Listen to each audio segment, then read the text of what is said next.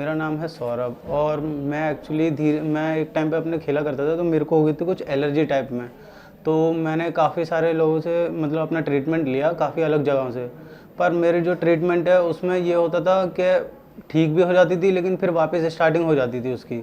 शुरू से दोबारा से उठना, बार बार 2-3 बार ऐसा हो गया, लेकिन वो रुकी नहीं। उसके बाद धीरे धीरे पैर से स्टार्टिंग होने के बाद धीरे धीरे पूरे बॉडी पे फैलना स्टार्ट हो गई थी मेरे मेरे हर जगह, मतलब बॉडी, पेट पे, मतलब हैंड पे, लेग पे, सब जगह हो गई थी। उसके बाद मैंने काफ़ी और भी जगह ट्रीटमेंट्स लिया, पर नो रिस्पॉन्स आया, तो कोई दिक्कत नहीं हुई। उससे फिर एक बार के लिए बंद हो गई, लेकिन फिर स्टार्ट हो गई दोबारा।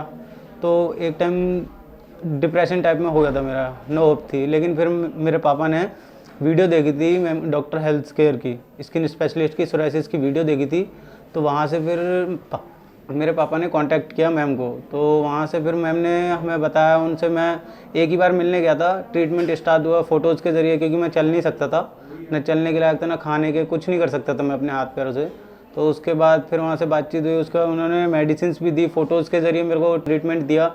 उसके बाद धीरे धीरे मैं रिकवर हुआ, लेकिन मेरे को टाइम लग गया, धीरे धीरे हुआ। 6 मंथ्स का मेरा टाइम हो गया था, 6 मंथ में मैं रिकवर हो गया था अच्छी तरह से।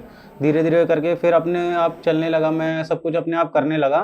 लेकिन फिर एक बार मिला मैं, उसके बाद मैम से मिला, जब जब भी इतना ठीक नहीं था। फिर जब मेरा और ट्रीटमेंट चला, तो उसके बाद मैं लास्ट मंथ तक पूरी तरह से रिकवर हो चुका था। मैं पहले की तरह चलना, अपने हाथों से खाना पीना सब कुछ करना, घूमना बाहर, सब जगह मैं अपने आप से ठीक हो गया था। तो जब मेरे पापा ने देखा, तो मैम से ट्रीटमेंट मिलने से पहले मैंने काफ़ी जगह ट्रीटमेंट्स लिया था, बड़े से बड़े डॉक्टर से ट्रीटमेंट ले लिया। कोई इसको कुछ एक्जिमा बता रहा था, किसी के समझ में ही नहीं आ रहा था ये है क्या। सिर्फ कोई स्किन स्पेशलिस्ट मिला ही नहीं, सिर्फ उसको एलर्जी समझ रहे थे। कोई ट्यूब दे दे, कोई कुछ दे दे, एलोपैथिक दवाई से मेरे रुक ही नहीं रही थी।